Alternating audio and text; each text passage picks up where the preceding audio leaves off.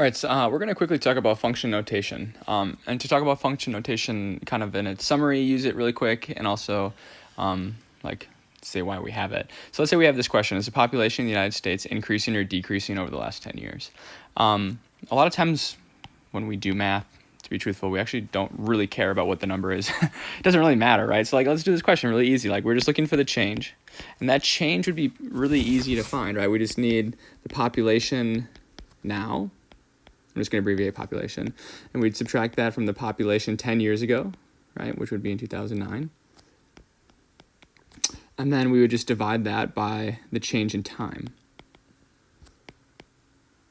Right, so again, like, whatever the population was in 2019, like, I don't care. I mean, it's probably some just number like 320 million or something like that.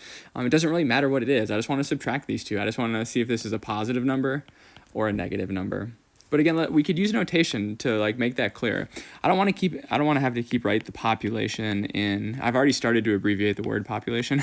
I don't want to keep writing it anymore. So I'm just going to abbreviate it even more. I'm just going to call that the population in 2019. And I would take away the population in 2009. And I would divide by the change in time. So 2019 minus 2009. Now this has meaning to me. Like I can see this symbol still represents the population in 2019, and I can still see how this would relate to the population in 2009.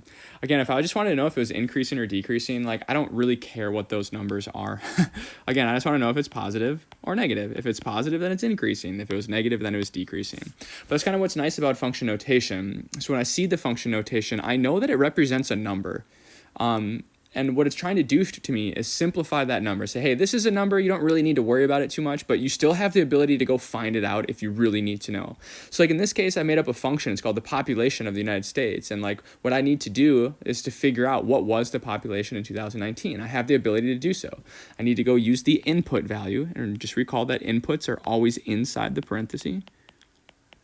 So if I use the input value, I should be able to take this thing and say, well, what number is that really? And for me, my function is just Google. So we're going to say the USA population in 2019. So there it is. Like, again, if I really cared about what that number was, 329,064,917, that's awesome. Again, that doesn't really matter to me, though. I just want to know if this number was positive or negative. But completing the example, if I really did care about, getting this actual number, function notation gives me the ability to do so. So what is the population in 2009? Again, I'm using my function. I'm using the same rules. I'm just changing the input to get a different number. So my function tells me that number, it rounds it for some reason in this case, but 306.8 million people. And then I can just do 2019. This is obviously going to be 10. So that I can actually get this number if I really care about this number. And this number is going to be positive, but we don't need to care about that number. We can see that we are increasing for the US population. But that's why we care about function notation. It signifies something to us without getting lost in the minutia. If I just saw this, I have no idea what these numbers mean, or let alone what they're trying to stand for. But if I see something like this, like P, and then I see 2019, at least I start to think about populations and then years. But then a little more specifically, what we talked about was that function notation gives us some sort of information that we can use to turn it into the actual value if we needed to do it. So again, these function notation things, these are just numbers, and we need to see them just as numbers. So as we transition to something a little more like formal to math class that you would see, like let's say I have this function f of x is equal to 3x plus 1. We're super comfortable with doing things in math like 1/2 of the number 4. We all know that is 2. Or if I said, what is 6 plus 3? Well, duh, that is just 9. So when we think about putting function notation into the mix, a lot of the problems that we see involve doing operations with function notation. So something like 3 plus f of 4. So as I said before, we're really good at doing 3 plus 6 or 3 plus 9 or 3 plus whatever the heck I want you to do. We're all really good at adding 3 to things. So that's the general idea here is I'm trying to add 3 to something, but what is that number? I need to use that input that it gave me, this 4, because it's inside. I need to somehow use that piece of information to turn it into something as like an actual number. So similar to that I did up here, with this Google stuff. Like, okay, if I really needed the population in 2019, I could go to my function, I could type in the input, and I could get the output. And then I got a number, like what number was the population in 2019? It was this number here. So the same thing happens down here. Well, what number am I even trying to add 3 to? Well, I need to go look it up. And in this case, I can't use Google though. I need to use this function. And it says to find out this number, whatever I put in this parenthesis, whatever's there, all you have to do is plug that number here, and then you'll find out what the output number is. Instead of Google telling you the population, you got to manually do it. So if I want to figure out what is f of 4, it tells me to go to this function here, and if I'm going to plug a 4 right here, I have to plug a 4 right there. So 3 times 4, that's 12. 12 plus 1 is 13. Okay, so I was really just trying to add 3 to the number 13. And that, of course, we all know is 16. So let's just make up another function. I'm just making this up randomly. So g of x, so I just called it g just so we know what we're talking about.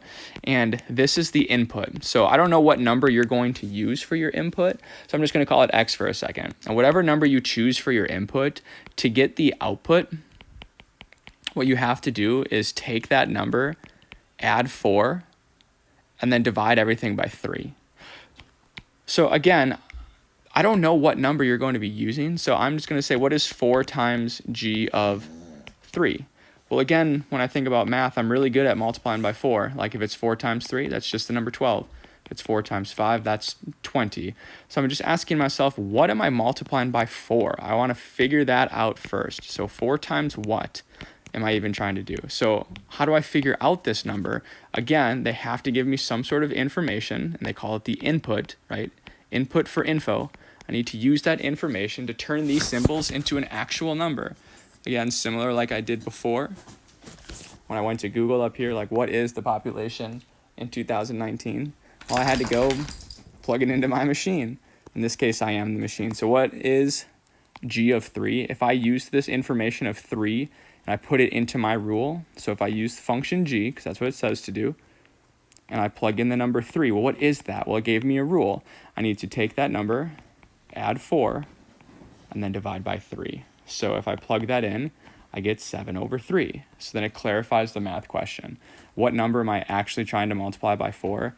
Well, that number is 7/3. So this is 28 over 3.